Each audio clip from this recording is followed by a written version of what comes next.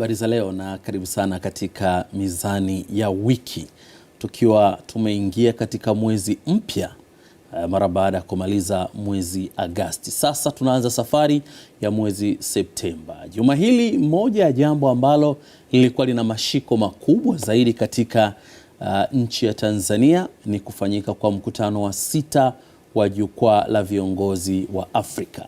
Yameshafanyika mikutano 5, huu ulikuwa ni mkutano wa 6. Mkutano huu ulihudhuriwa na marais wastaafu 6, wawili wakitokea Tanzania, lakini tumemshuhudia rais mstaafu kutoka Nigeria, Afrika Kusini, Somalia pamoja na Madagascar.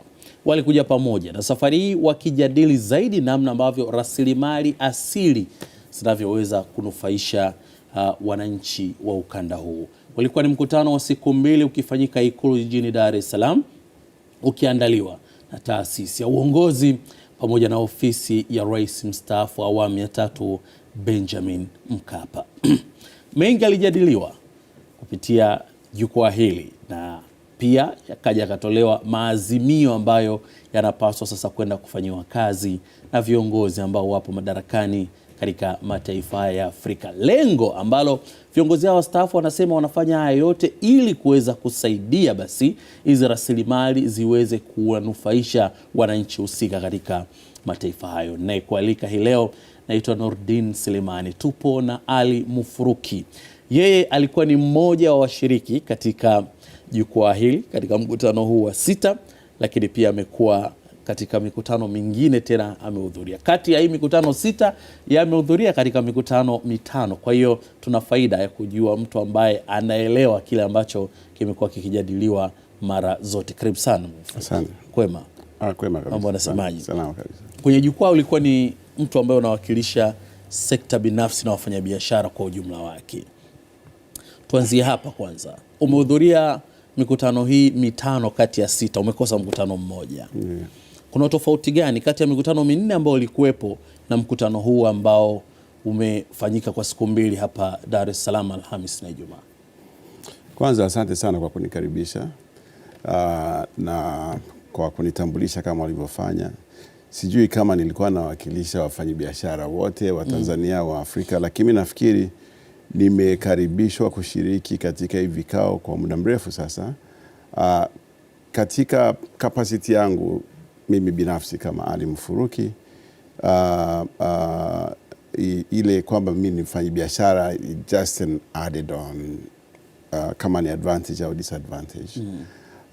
Labda kwa sababu nina historia ya kutaka kutoa michango katika discussions mbalimbali zinazohusu maendeleo ya bara letu hili la Afrika.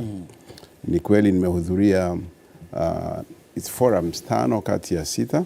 Nafikiri kuna moja ilikuwa aidha nasafiri au nilikuwa naumwa. Na katika kila mkutano wa hili jukwaa huwa kuna theme au topic ambayo inachaguliwa kuzungumzwa na huwa ni tofauti. Nafikiri Mheshimiwa Mkapa na wasaidizi wake wanatumia muda mrefu sana kujaribu kutafakari ni changamoto ipi ambayo inawakabili viongozi ambao wako madarakani sasa hivi. Na nafikiri ni muhimu kuelewa kwamba mimi ninavyoona wanachotaka kuachieve ni kujaribu kwanza kutumia uzoefu wa viongozi ambao walikuwepo madarakani katika nchi mbalimbali kwa muda na sasa wameshastaafu, wengine wamestaafu kwa muda mrefu, wakapata nafasi ya kuangalia changamoto ambazo viongozi ambao wako ofisini sasa hivi wanapata katika kutekeleza mambo mbalimbali. Na kwa hiyo kwa misingi hiyo wanachagua topic ambayo wanafikiria kwamba kwa wakati huu ni muhimu kuizungumzia, na kwa wiki hii au wiki hii mkutano wa mwaka huu ulikuwa unazungumzia rasilimali zilizo juu ya ardhi kama walivyosema, na kuhusu matumizi yake kwa ustawi wa jamii, lakini pia na athari za matumizi mabaya ya rasilimali hizo, na hasa tukiangalia tatizo zima la mabadiliko ya tabia nchi, lakini na ukweli kwamba ni rasilimali hizi ambazo zimetajirisha mataifa makubwa yaliyoendelea sasa hivi kwa jinsi walivyozitumia vizuri au vibaya, kwa kudhulumu au kwa kununua. Lakini ni rasilimali, utajiri wote wa dunia umetokana na rasilimali. Na sisi tunataka kuendelea na tutahitaji kutumia hizi rasilimali. Kwa hiyo inakuwa sio jambo la kirahisi kama kwa sababu tumeamka tunataka kuendelea basi tunaweza kwenda tukaanza kuzivuna hizi rasilimali. Leo unakuta kwamba japokuwa Tanzania inamiliki jiografia yake, lakini kuna mambo ambayo sisi tukiagusa watu wengine nje ya nchi wanapiga kelele na wanasema kwamba hii msiguse, hii msifanye, kwa sababu rasilimali hizi sio mali yetu sisi pekee yetu, ni mali ya dunia nzima, na ni kwa sababu saa zingine dunia nzima au nchi ambazo ni tofauti na za kwetu zinategemea sana uwepo wa hizi rasilimali. Kwa hiyo ni kitu kigumu kidogo hasa kwa viongozi. Lakini wakati huo sisi hasa Afrika tuko katika sehemu ambapo tuna changamoto nyingi sana za kiuchumi. Tuna watu wengi sana ambao ni vijana ambao hawana kazi na tunaongezeka kwa kasi kubwa sana. Na katika kuongezeka na tunatumia mali asili hizi tulizokuwa nazo mara nyingi kwa namna ambayo haina tija na mara nyingi kwa namna ambayo inahatarisha ustawi wa vizazi vijavyo. Kwa hiyo na kama nilivyosema, kuna hiyo changamoto nyingine ya kwamba kidunia kuna hizo claims ambazo wanafanya wengine kwamba hizi samaki za baharini si zako, au huo mto kama ni Nile unategemewa pia na Sudan, unategemewa pia na Ethiopia, unategemewa na Egypt. Kwa hiyo huwezi kusema kwa sababu umeanzia Uganda basi mimi ni mali yangu nitautumia ninavyotaka. Vitu kama hivyo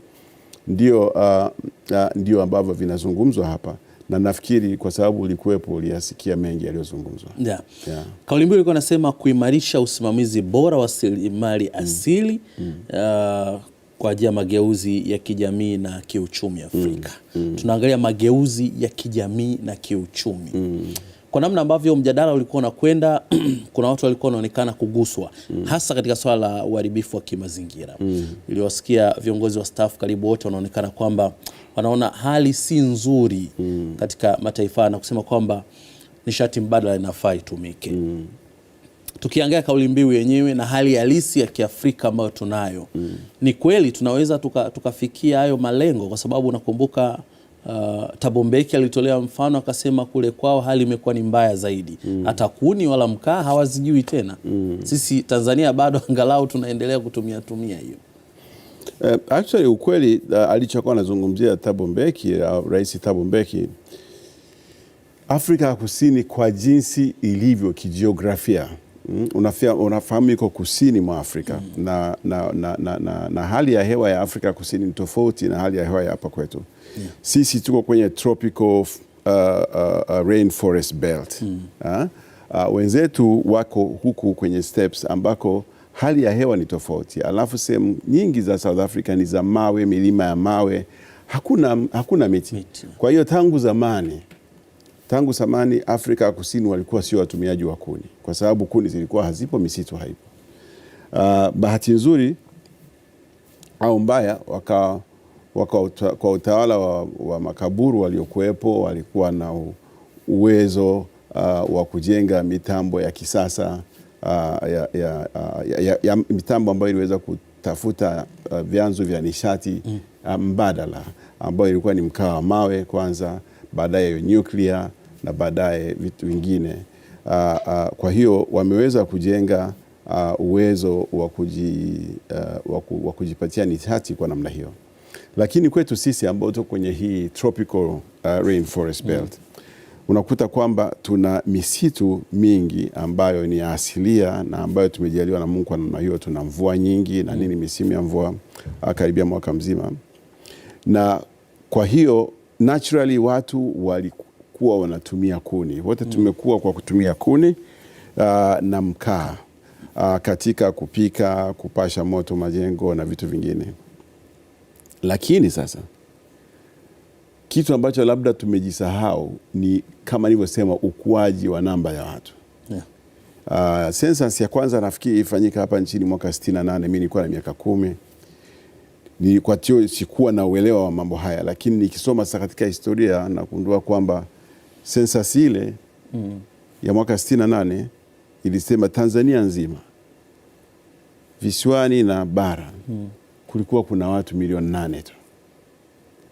Lakini katika maisha haya, na mimi bado nipo, sasa hivi tuko karibu milioni 60. Kwa hiyo kama tulikuwa tunatumia kuni wakati ule watu milioni 8 na mikaa, mimi nafikiri athari yake katika mazingira ya nchi yetu ilikuwa sio kubwa sana kama ilivyo sasa hivi. Sasa hivi ni karibia mara 7 au karibia 8, mara 8 ya athari wakati ule, na inazidi kukua zaidi. Muda si mrefu Tanzania itakuwa na watu milioni 100, itakuwa na watu milioni 200 by mwaka 2050. Hizo kuni zitatoka wapi? Hiyo misitu itatoka wapi? Na kama unakumbuka, kama umekulia vijijini kama mimi, sisi tulikuwa tuna mito ambayo wakati wa masika tunakatazwa kabisa, wala tusikaribie, unaweza ukafa ama ukachukuliwa na maji. Leo mito hiyo hiyo ukienda wakati wa masika, unakuta maji yanapita drip drip drip drip. Mito hiyo hiyo kwa sababu misitu ambayo ilikuwa inalinda hiyo miti imekatwa, hiyo mito imekatwa kwa ajili ya kujengea, kwa ajili ya kutengenezea mbao, kwa ajili ya kutengenezea kuni, kuchomea matofali, na watu wameanza kugombania maji. Hapa Tanzania tayari, katika nchi nyingine watu wameshakosa maji, kiasi cha kukosa maji ikawa sababu ya vifo vya wanyama na vifo vya watu. Kwa hiyo ni athari ambayo iko tayari, tunayo sasa hivi, tunaishi. Na kwa sababu hiyo basi uongozi wa nchi hauna choice. Hii sio kitu ambacho unaweza kusema kwamba tutakijadili baadaye. Unanielewa? Sio kitu ambacho unaweza kusema kwamba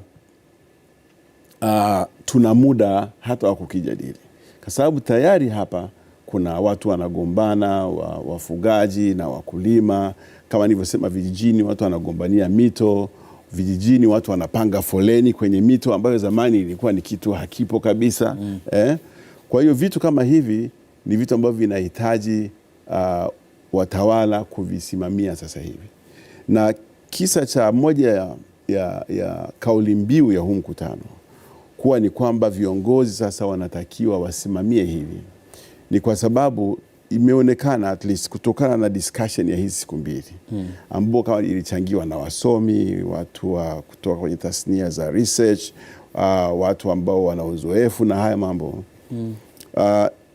na watunga sera, ni kwamba watu mmoja mmoja na hata kwa vijiji au kwa jamii hawana uwezo wa kuona mbali na kuassess athari ya matatizo haya. Kila mmoja anaangalia hapa sasa hivi, anasema mimi kwa sasa hivi tuna miti ya kutosha, kwa sasa hivi hapa kuna maji ya kutosha, kwa hiyo wataendelea kutumia, unanielewa, kwa jinsi walivyozoea. Na wengine wanafikiria kwamba mali asili hizi ni riziki ya Mwenyezi Mungu ambaye ametupa na itakuwepo siku zote. Hatuna haja ya kuitunza, ametupa tuitumie. Lakini kuna kitu kingine ambacho kilizungumzwa kwenye forum, nacho ni kwamba kila nchi, kila eneo la dunia lina changamoto tofauti la swala nzima la mali asili hizi. Na ndio sababu tofauti kwa vipi. South Africa hawatumii kuni, lakini bado wana manage kuishi.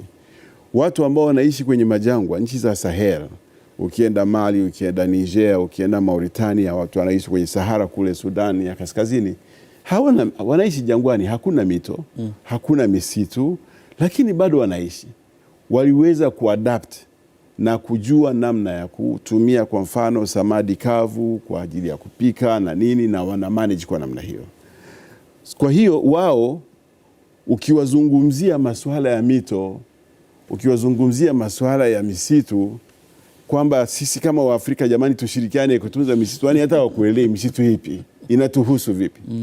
Kwa hiyo ina maana kwamba inabidi sisi ambao tumekabidhiwa labda na Mwenyezi Mungu hii misitu, tropical rainforest, kwa sababu imekuwa ndio sehemu kubwa sana ya kusapoti ustawi wetu, inabidi sisi tuisimamie zaidi kuliko wengine, kwa sababu wengine haiwahusu wala haiwaathiri kutokuwepo kwake, japokuwa hata wao wanaweza kuwa labda wanaangalia muono wa karibu. Umeona kwa mfano watu wanasayansi wanatuambia kwamba tropical rainforest ya Afrika na Amazon ya Brazil au ya Amerika Kusini ni mapafu ya dunia. Ndio misitu ambayo inazalisha hewa ambayo inatuwezesha sisi kuishi. Na jinsi inavyozidi kupungua kwa kukata kwa ajili ya mbao, kwa ajili ya kuni, kwa ajili ya nini, inapunguza oxygen, inapunguza uwezo wa kukamata carbon dioxide na inaunguza ozone na kutu expose sisi kwa matatizo makubwa sana. Kwa hiyo hatuwezi sisi tukakaa hapa tukawaacha watu wa Brazil watumie Amazon wanavyotaka. Watu wengine wa Marekani, watu wa Ulaya hawezi kukaa wakatuacha sisi tukatumia tropical rainforest tunavyotaka. Niliwahi kuzungumza kwenye TED Talk yangu ya mwaka 2014 kwamba nilitabiri kwamba vita itakayokuja kubwa ya dunia itakuwa ni vita inayohusu maji, na nikawa nimesema kwamba hii vita bahati mbaya itapiganwa kwenye nchi yangu mimi ambako nimezaliwa Tanzania. Na hii ni kwa sababu Tanzania imezungukwa na maziwa muhimu matatu: Victoria, Tanganyika na Nyasa. Haya maziwa matatu yana maji ambayo ni 33% ya maji yote ambayo inaweza kutumika kwa binadamu duniani. Dunia nzima inategemea maji haya. Kwa hiyo hawatakaa tu watuache sisi tuharibu haya mazingira. Lakini hata kabla hawajawa concerned, sisi tutakuwa tumeshaanza kufa, kwa sababu mamilioni ya watu wengi sana wanategemea uwepo wa haya maziwa. Kwa hiyo haya mambo sio mambo ambayo anaweza akasimamia mtu mmoja. Awe tajiri namna gani, awe mfanyabiashara maarufu, awe mwanasiasa mmoja. Ni viongozi wa juu kabisa wanatakiwa waone umuhimu wa haya. Kwa mfano, leo kama mtu akisema kwamba wamegundua kuna mafuta chini ya ziwa la Tanganyika, au umeshasikia kabisa kwamba kwenye ziwa Nyasa kuna uwezekano kuwepo mafuta, viongozi wakiruhusu ufanyike exploration au utafiti wa mafuta na baadaye mafuta yakapatikana, siku ikitokea ajali ikasababisha mafuta kumwagika ndani ya haya maziwa. Unajua ziwa ni kama bakuli, hakuna uwezo wa kusafisha tena hayo maji yatakuwa yameharibika moja kwa moja kwa milele. Kwa hiyo inabidi yafanyike maamuzi mazito. Viongozi waseme ndio, ni kweli tunatafuta nishati, ni kweli tunataka mafuta, lakini sio mafuta haya. Mafuta ya Lake Nyasa si mafuta yenye tija. Tunahitaji maji zaidi kuliko mafuta. Mafuta ya Lake Tanganyika si mafuta yenye tija. Lazima tuangalie usafi wa maji ya ziwa la Victoria na kuhakikisha kama mito ambayo ilikuwa ina feed hii ziwa inaendelea kuwepo. Kwa hiyo tunailinda hili ziwa lisishuke sana, maana jinsi linavyoshuka wanyama ambao wanaishi ndani ya hiyo ziwa wanakufa. Umeona kama kumekuwa kila mara kuna upungufu wa samaki, inapigwa mpaka hata marufuku uvuaji. Sisi tuliokulia kwenye kando ya ziwa ya Victoria tulikuwa tunakula samaki kila siku kama watoto wadogo, ambayo ilisaidia katika kutujenga miili yetu na akili zetu. Siku hizi watoto wa wavuvi hawawezi kula samaki. Samaki zimekuwa kidogo na zimekuwa ni bei kubwa. Na kunakuwa na udumavu wa akili, kunakuwa na udumavu wa afya za watoto kwa sababu hawapati lishe ambao wanastahili kupata. Hizi athari ziko tayari. Nafikiri unajua kwamba kuna takwimu za udumavu hapa Tanzania. Mikoa fulani inafikia mpaka hata 50% watoto wamedumaa akili zao kwa sababu hawapati lishe stahiki. Moja ya hayo ni kwamba vyakula vyenye protein vimekuwa ni vya gharama, wanaweza kuvi-afford watu matajiri tu. Watu wa kawaida hawezi ku-afford nyama, hawezi ku-afford samaki ambayo ilikuwa inapatikana kirahisi. Kwa hiyo athari ziko hapa tayari.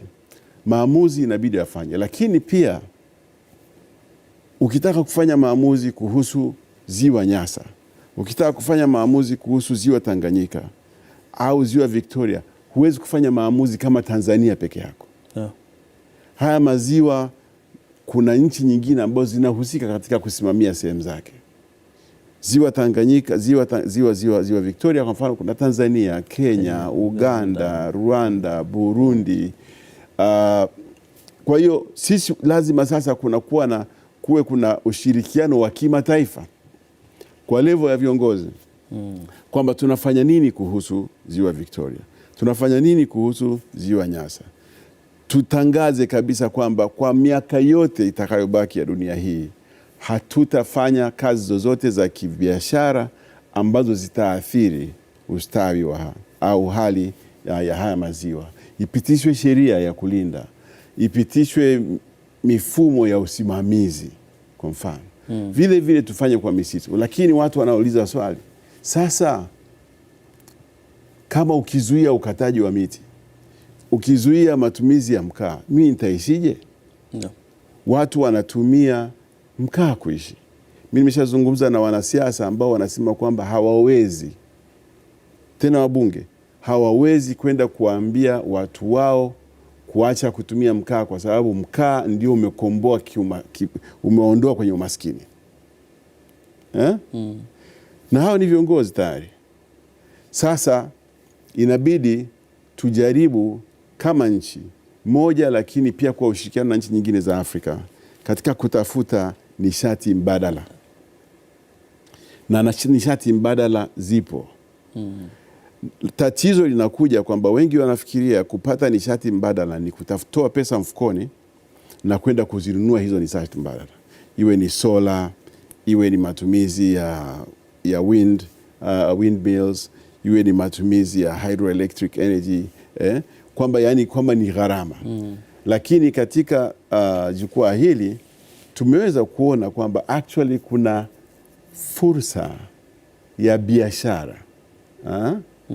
Kwamba si lazima hii iwe ni lose-lose situation. Ambayo serikali inaona kama sasa gharama ya kununua hizi nishati mbadala yatoka wapi. Kwamba tutajenga industries za nishati za karne hii na karne zinazokuja, ambazo ni green industries, ambazo ni viwanda vya kijani kama unaweza kusema, ambazo hazitumii mafuta madizeli haya tuliyozoea, ambazo hazitumii nishati ambazo zimetusaidia katika au zimehusika katika kuathiri mazingira. Zitatumia nishati ambayo ni clean, nishati ambayo ni safi kama solar. Zitatumia nishati ambayo ni safi kama electric batteries za kuendesha magari na mitambo mingine. Na bahati nzuri Afrika imebarikiwa kuwa na madini haya. Haya madini Afrika haitahitaji kwenda kuyachukua mahali pengine au kuyanunua. Yako tayari hapa kwetu. Tunaweza kutumia mchanganyiko wa sera na uongozi ambao uko smart wa kuhakikisha kwamba tunatumia utajiri huu kujiwezesha sisi kwenda mbele na tukaachana na matumizi ya nishati haribifu na tukaanza kutumia nishati safi hata kabla ya nchi zilizoendelea. Kwa hiyo ndio sababu ya huu wito wa viongozi katika nchi zao wenyewe, lakini pia katika kushirikiana na wenzao. Na mwisho kabisa, ilionekana kwamba tukiamua kwenda hiyo direction lazima tutapingwa kwa sababu nishati ni biashara kubwa sana duniani. Nishati ndio muundombinu mama. Hakuna kitu kinawezekana bila nishati. Okay. Sisi hapa tuko hapa kwenye TV. Unaweza kufikiria kwamba kompyuta, kamera zako hizi, networks ndio ambazo zinatuwezesha sisi, satellite systems kukua kwenye kuwa hewani. Lakini mtu akizima umeme tu basi. Nishati ndio muundo mbinu mama. Ukizima umeme maji hayaendi. Simeshasikia? Yeah. Wakati TANESCO wanatengeneza miundo mbinu yao, DAWASCO hawezi kupump maji. Kwa hiyo iko miundo mbinu mingi sana ambayo tunahitaji katika maendeleo, lakini kama huna miundo mbinu unaitwa nishati, huwezi kwenda popote. Kwa hiyo nchi ambazo zimeshaendelea zinapata faida kubwa sana kwa kutuuzia sisi nishati. Sio kama unaelewa hii. Hii nishati hata ambayo tunazalisha sisi wenyewe hapa, tunauziwa fuel ya kuendesha mitambo. Sio ya kwetu sisi. Tunauziwa gesi ya kuendesha mitambo, mara nyingi sio ya kwetu sisi. Tunauziwa inputs za nishati. Kwa hiyo hawatakubali kutuacha sisi tugundue nishati mbadala wakati wa soko ambayo inasaidia kulinda mazingira yetu, lakini inawakosesha wao soko. Watajaribu kutugawa.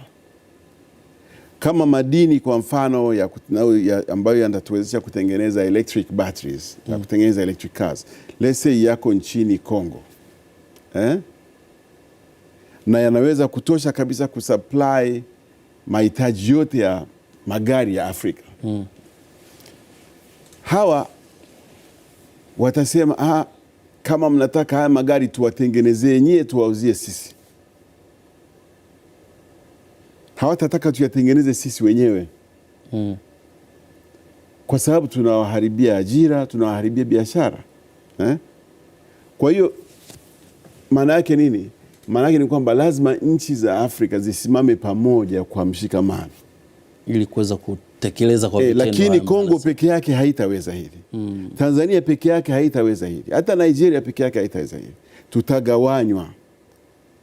Atakuja mtu, atakuja Mchina, atakuja Marekani, atamwambia Kongo, mimi kwa pesa nyingi sana nitanunua hii coltan yote kwa miaka 100 inayokuja. Mtajenga reli, mtajenga airports, mtajenga shule, mtajenga hospitali, mtaendelea sana, lakini nataka kuichukua hii yote kwa sababu wana uwezo huo. Unanielewa? Na itatufanya sisi tushindwe kuunda hizo energy industries za siku zinazokuja. Kwa hiyo tunahitaji kuwa na msimamo wa pamoja, viongozi wa Afrika kwenye platform ya African Union kushirikiana kuhakikisha kwamba tunaangalia maslahi sio tu ya kizazi cha sasa hivi bali vizazi vinavyokuja. Tupo sote katika mizani ya wiki hii. Leo nipo na Ali Mufruki, mmoja wa washiriki katika mkutano wa 6 wa jukwaa la viongozi wa Afrika ambao lilifanyika kwa siku 2 hapa jijini Dar es Salaam, Ikulu pale, kiandaliwa na taasisi ya uongozi pamoja na ofisi ya Rais mstaafu Benjamin Mkapa. Mengi alikuwa anajadiliwa ni kuhusiana na mambo ya rasilimali, na ndio maana tunajikita kuangazia mkutano huo na maazimio yake yatakwenda vipi. Tutapumzika kidogo na kisha sasa tukirejea tutaangazia baadhi ya mambo ambayo yalizungumzwa na viongozi ambao walikuwepo, lakini pia tutaangazia maazimio ambayo yametolewa yanaweza kutekelezwa katika namna ipi. Naitwa Nurdin Selemani.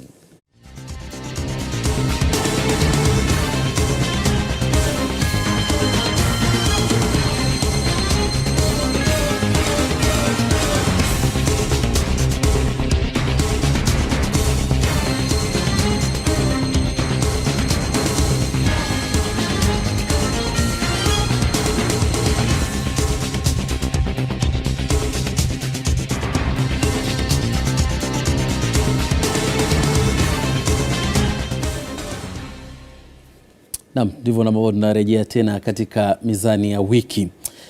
Mzee Mfuluki, wakati unaelezea haya ambayo yanatakiwa kufanywa na viongozi wetu, umezungumza kitu ambacho kinaonyesha kwamba lazima tuwe wamoja.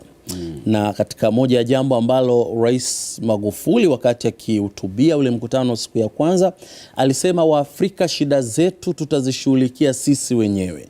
Hatuna wajomba ambao tunaamini kwamba kwa kuwa tu walikuwa watawala basi wanaweza wakawa wanatuonea huruma. Dhana hii ipo kwa kiwango gani na inatekelezwa vipi na viongozi wa Afrika ambao wamekuwa na jumuiya mbalimbali na hata umoja wenyewe wa Afrika, lakini mambo bado yanaonekana hayaendi? Nafikiri dhana ipo katika nchi nyingi za Afrika, lakini nafikiri sio katika nchi zote, na hata Mheshimiwa Magufuli alivyosema hivyo alipata support ya Rais Thabo Mbeki, Rais Obasanjo, katika muhtasari wake Rais Mkapa pia walizungumzia umuhimu wa Waafrika kuelewa kwamba hakuna mtu atakayetoka nje aje yaone matatizo yao kama ni ya muhimu kutatua sasa hivi. Kila nchi ina matatizo yake na kila nchi inaipa kipaumbele matatizo yake yenyewe. Kwa hiyo itabidi sisi wa Afrika tujifunze kuyapa kipaumbele matatizo yetu sisi na kuyashughulikia wenyewe. Kwa hiyo viongozi wengi wanakubaliana, lakini saa zingine ni rahisi kuzungumza kuliko kutenda. Unakumbuka nchi yetu hii tangu wakati wa utawala wa Mwalimu Nyerere imejengwa kwa misingi ya ujamaa na kujitegemea. Self reliance ilikuwa ni kitu muhimu sana, tumefundishwa mpaka hata shuleni, na kwamba kutegemea watu wengine tulifundishwa tangu zamani kwamba ni kitu ambacho sio kizuri, ni kitu cha kukataliwa kabisa. Lakini miaka 60 baadaye, 50 na kitu baadaye, bado tunategemea watu wengine. Kwa hiyo nazungumzia kwamba it is easier said than done. Ni rahisi kusema kuliko kutenda. Bado nchi nyingi za Afrika zinategemea nchi nyingine kwa mambo mengi, kwa teknolojia, kwa pesa na kwa misaada mingine. Katika mchango wangu ambao nilitoa kwenye hiyo jukwaa, nilizungumzia kwa mfano suala la maradhi haya. Afrika ina tatizo kubwa la maradhi ya ukimwi, ina tatizo kubwa la maradhi ya kifua kikuu, tuberculosis, ina tatizo kubwa la maradhi ya malaria ambayo yanaathiri mamilioni na mamilioni ya Waafrika na kuua mamilioni ya Waafrika kila mwaka, wakiwemo wengi sana ni watoto wa chini ya miaka 5. Na nikazungumzia pia kwamba madawa ya kutibu haya magonjwa tayari yapo, na kwa sasa hivi yanapatikana kirahisi na kwa wingi, na hata bei yake sio kubwa sana. Na kusema kweli watu wameendelewa kutibiwa kwa kiasi kikubwa sana, lakini cha kushangaza ni kwamba zaidi ya 80% ya pesa ambazo zinatumika katika nchi zote kwa pamoja za Afrika kutibu magonjwa haya yote matatu hazitokani na nchi za Afrika zenyewe. Zinatokana na Global Fund, zinatokana na Presidential Fund ya Marekani, zinatokana na Bill and Melinda Gates Foundation. Hawa watu wa nje ndio wametoa kipaumbele katika masuala ya muhimu ya afya zetu sisi wenyewe. Sasa inabidi tujiulize hapa tunapozungumzia kwamba hatutaki kutegemea watu kutoka nje, kwamba hatuna wajomba, ni kweli, lakini je, kihalisia katika bajeti zetu sisi tunatoa kipaumbele katika kuhakikisha kwamba tunasimamia mambo yetu? Tunao uwezo huo? Hapo kutokana na huu utegemezi ambao unaonekana sasa na maazimio ambayo tunakuja nayo na majadiliano makubwa ambayo tunafanya kuhakikisha kwamba tuwe wamoja na tusogee mbele, tunaweza tukapata suluhisho ya shida na makandokando hayo yote ambayo tunayapitia. Na hapo ndio again nahitaji uongozi kuwa very strategic, kufikiria kimkakati. Kwamba tatizo hili la utegemezi hatutaondekana nalo overnight. Yaani hatutaamka asubuhi kwa sababu tumeamua leo kesho tukawa hatuko tegemezi. Itabidi tujenge uwezo wa kutokuwa tegemezi. Na kujenga uwezo wa kutokuwa tegemezi itachukua muda. Okay. Kwa sababu tegemezi sio pesa tu. Tuliambiwa siku nyingi kama pesa sio msingi wa maendeleo. Pesa ni matokeo ya maendeleo. Sehemu kubwa sana ya utegemezi wetu sisi ni akili. Ni uwezo wa watu wetu sisi wenyewe. Unanielewa? Kufanya mambo, kutatua matatizo. Kwa hiyo itatuchukua muda. Kwenye hii jukwaa wakati wa break kuna kijana mmoja mfanyabiashara alini challenge. Akanambia hivi, Mr. Mfuluki, unafahamu kwamba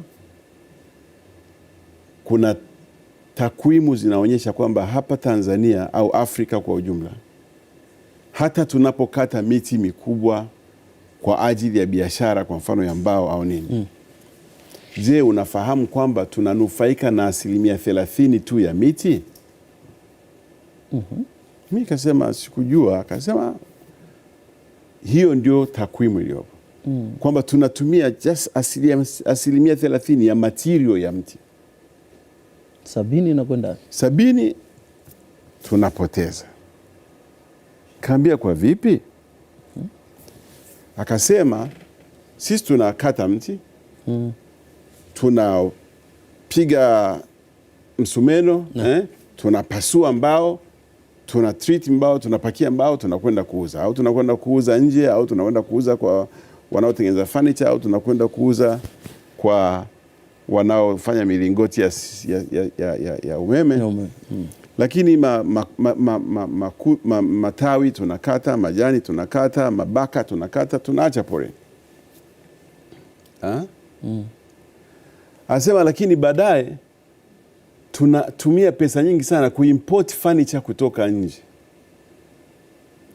Akasema mimi nakuchallenge, rudi humo ndani ya hili jengo, uangalie furniture zimetengenezwa na nini. Akanambia furniture ambazo tunatumia sisi zimetengenezwa na kitu kinaitwa MDF. Na naona hata hii meza hapa ambayo iko mbele yetu hii imetengenezwa kwa MDF. Ukikata kidogo hapa utakuta humu ndani kuna uchafu wa mbao. Sio mbao. Ni sawdust, uchafu wa mbao. Ndio umo ndani ya hii meza. Kwa hiyo sisi tumechukua mbao tukauza kwa bei tena ambayo hatujapanga sisi.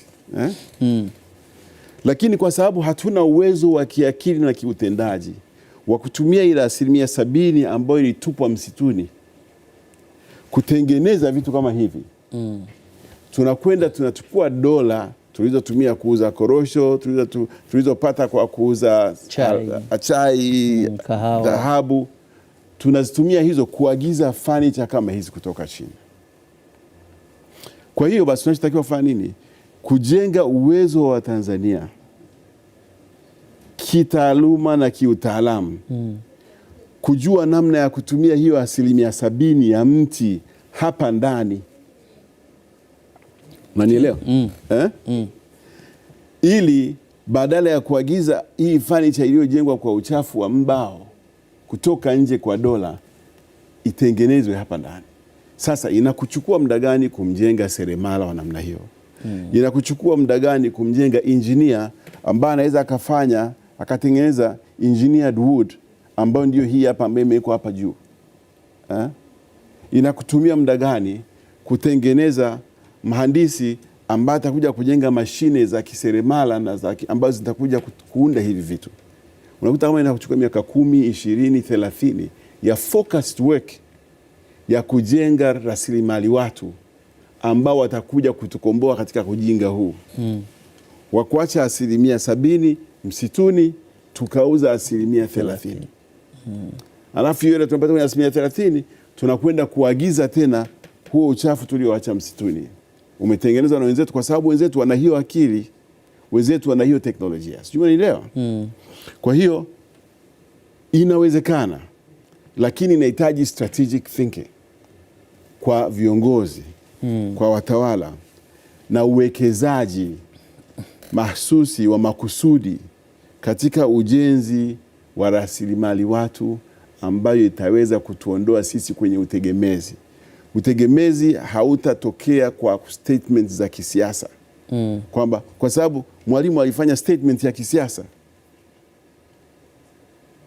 na kuna vitu alifanya ya kujaribu kutaka kujikomboa na utegemezi, lakini hatukuweza kujikomboa na utegemezi miaka 50. Kwa hiyo tusiendelee kufanya hivyo.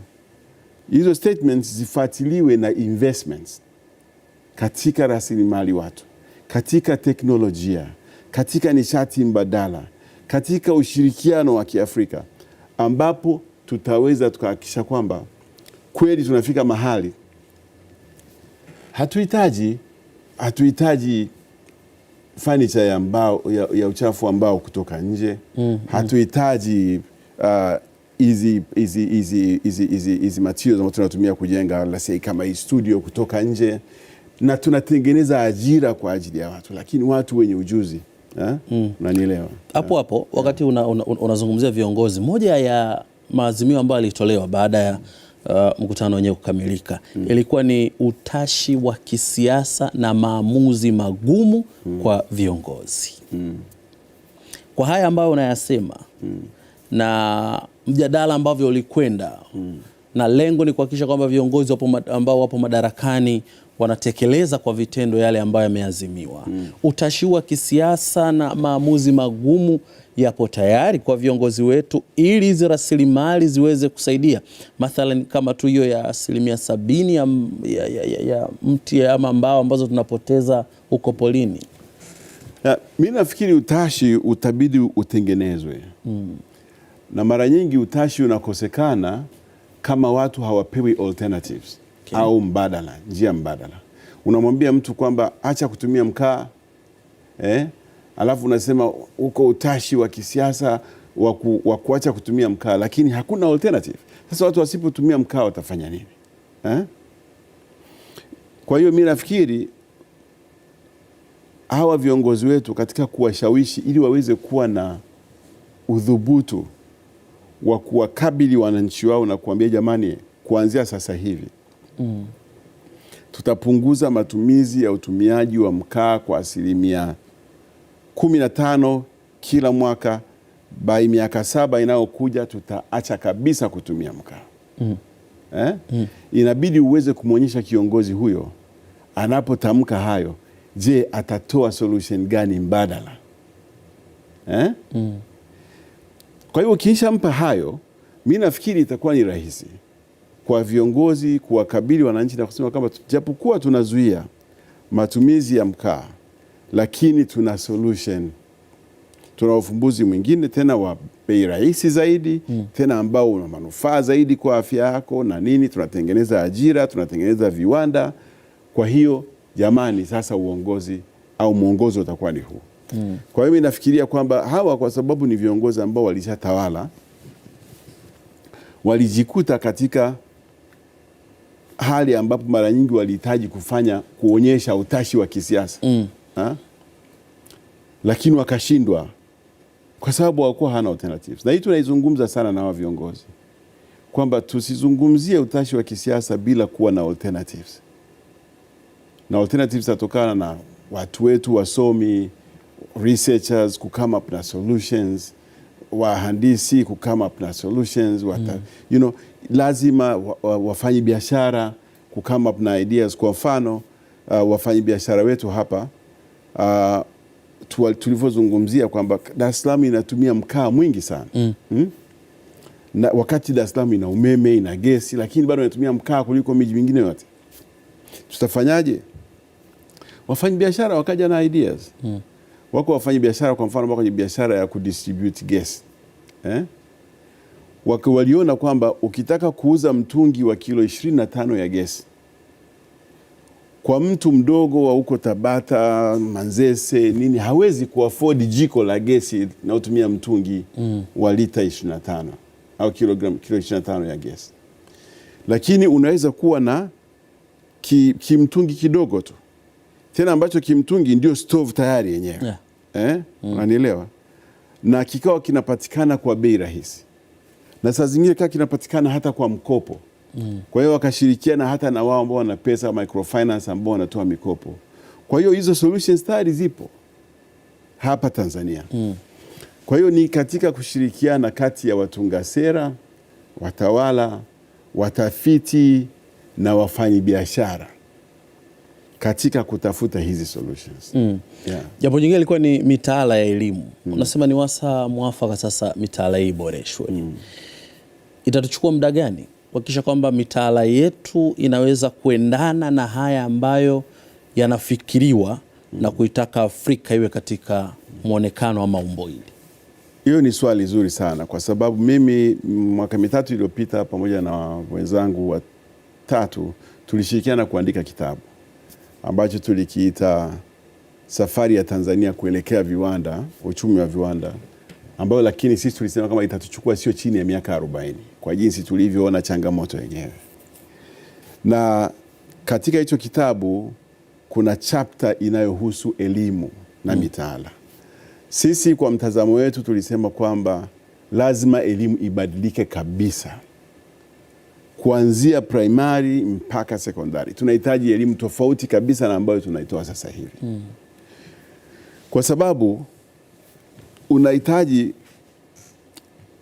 umwandae kijana kuanzia anapoingia darasa la kwanza kwa maisha miaka 20 baadaye, tuseme mwaka 2040 ambapo atakuwa ni mtu mzima kama anazaliwa sasa hivi, ambapo ujuzi atakao kuwa nao utakuwa relevant kwa wakati ule. Okay. Kwa hiyo leo wewe ukitaka kumfundisha huyu mtoto ukawa na mitaala ambayo inamwandaa kuwa mechanical wa engine ya diesel, wakati mwaka 2040 hakutakuwa na engine za diesel. Unanielewa? Lakini unamfundisha na anakuwa ni fundi, lakini mwaka 2040 hakuna mtu anatumia engine ya diesel. Tunatumia electric cars, tunatumia solar cars. Kwa hiyo inabidi tukae, tujipange, tuangalie kama tuangalie mbele, tutahitaji watu wa namna gani, watakaohitaji kutoa solutions za namna gani. Kwa hiyo tunahitaji kubadilisha mitaala radically. Tusizungumze tu kwamba tutaelekea kwenye uchumi wa kuendeshwa na solar energies, wa kuendeshwa na wind, wa kuendeshwa na batteries, lakini tunapounda watu na rasilimali tunajenga rasilimali watu ya karne iliyopita.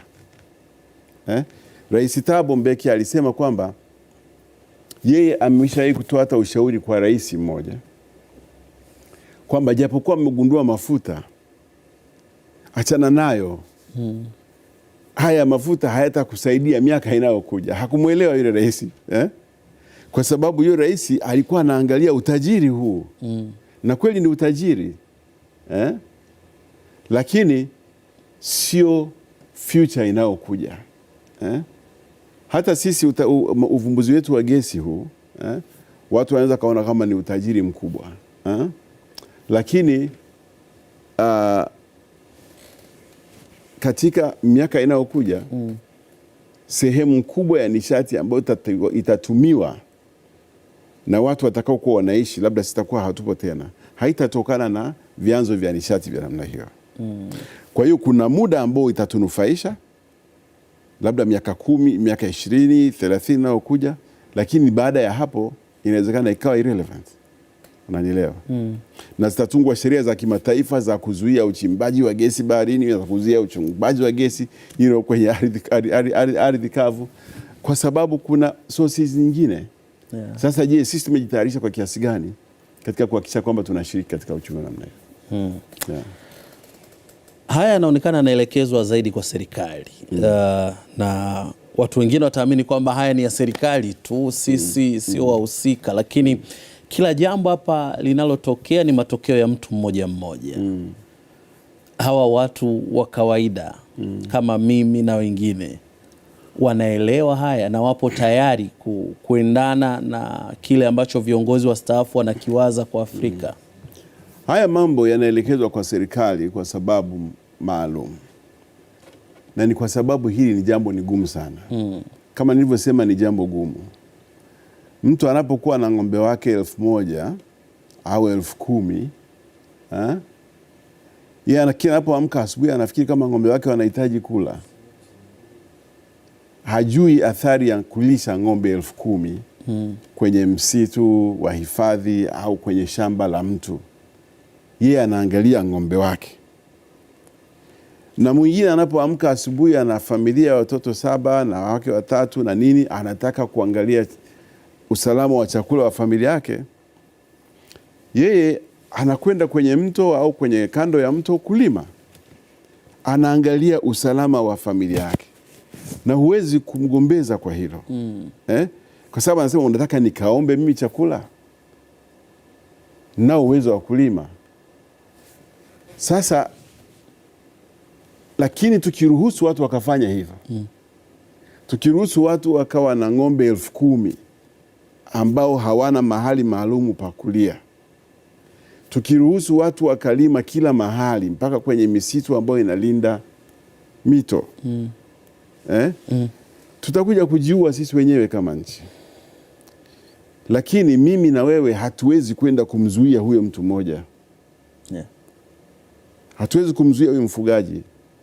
Na hata tukisema ni kazi ya polisi peke yao hawawezi kuwazuia. Vita itaanza hapa. Inabidi hili jambo liongozwe na serikali. Serikali itatoa miongozo, itatoa sheria, lakini serikali pia itatoa alternatives. Serikali itafanya investment, itakusanya kodi hapa, itawekeza huku. Kwa mfano, serikali inaweza kukusanya kodi kwenye diesel, ikawekeza kwenye sola. Lakini katika kufanya hivyo itashirikisha wafanyabiashara ambao ndio wataunda hiyo miundo na mitambo ya sola. Itashirikisha watafiti ambao ndio watafanya research ya kutoa solutions ambao tunazihitaji. Itawafundisha wakulima kwamba sio lazima ulime shamba kubwa sana ndio uzalishe sana. Unaweza ukalima sehemu ndogo sana ukazalisha kwa kiasi kikubwa. Kwa hiyo watu watatumia ardhi kwa akili zaidi. Inashirikisha watu wengi, lakini inahitaji uongozi wa serikali. Nakumbuka maneno ambayo alikuwa anamalizia Mzee Mkapa wakati akitoa neno la shukurani. Alisema hasira hii ama njaa hii ya utekelezaji wa haya lazima ianze na mtu mmoja mmoja. Hii ya kumlenga mtu mmoja mmoja, na akasema inabidi uwe mjumbe kwenye hili. Alichosema na kilianza na kilizungumzwa na watu mbalimbali, akiwemo pia Rais Mbeki, lakini pia na nafikiri mkurugenzi wa African Wildlife Foundation, ambaye alisema kwamba hizi mali hizi rasilimali ni za kwetu. Kwa hiyo unapoona zinaharibika, unapopita mahali ukakuta msitu unachomwa, hata kama si mali yako, lakini actually ni mali yako, inakuhusu. Lakini leo utakuta kwamba watu ambao wanachangia sana katika kulinda rasilimali za Afrika sio Waafrika wenyewe. Watu wanaofund African Wildlife Foundation, watu wanaofund World Wildlife Foundation, watu wanaotoa pesa kwa ajili ya kufadhili usimamizi wa mazingira katika nchi zetu hizi ni watu wa nje, sio sisi. Sisi hatuoni kama haya mambo yanatuhusu. Unanielewa? Sio kama ni riziki tulipewa na Mwenyezi Mungu, watu wanatuonea wivu tu. Kwa hiyo wakawa wanasema kwamba ili tuweze kuwasukuma viongozi wetu wa siasa kutoa maamuzi magumu, lazima ianzie kwenye grassroots, kwa wananchi wenyewe. Wananchi wenyewe ndio waweze kuwa wanapiga kelele kwamba misitu yetu inakwisha, wanapiga mito yetu inakauka, maziwa yetu yanakauka. Wao ndio wa kwanza kupiga kelele, kwa sababu wanasiasa husikiliza wananchi, si wanachaguliwa. Kwamba tu wananchi wasipopiga kelele, inawezekana kama ikawachukua muda mrefu wanasiasa. Lakini wakati huo kuna wajibu mkubwa sana wanasiasa wanao, kwa sababu wasipofanya hivyo watakuwa wanawaongoza wananchi kuelekea kitu ambacho mimi nilikiita suicide, collective suicide ya nchi. Kama mtafika mahali tutakufa tu. Unanielewa? Sasa kama kiongozi huwezi kujivunia kuongoza watu wanaokwenda kwenye kifo. Naam, tumekuwa sote katika mizani ya wiki hii. Leo nimekuwa naye Ali Mufruki, mmoja wa washiriki katika mkutano wa 6 wa jukwaa la viongozi ambao ulifanyika hapa jijini Dar es Salaam kwa siku 2, ukileta pamoja marais 6 wawili kutoka Tanzania, lakini pia Somalia, alikuja rais wao mstaafu, Madagascar, Afrika Kusini pamoja na Nigeria, wakiongozwa na kauli mbiu ya kuimarisha usimamizi bora wa mali asili kwa ajili ya mageuzi ya kijamii na kiuchumi Afrika. Nikushukuru sana kwa kujumuika. Asante sana. Naam. Mimi naitwa Nurdin Selemani kwa niaba ya mwandaji wa kipindi hiki Jamal Hashim. Tukutane tena juma lijalo kwa kipindi kingine cha Mizani ya Wiki. Kwaheri kwa leo.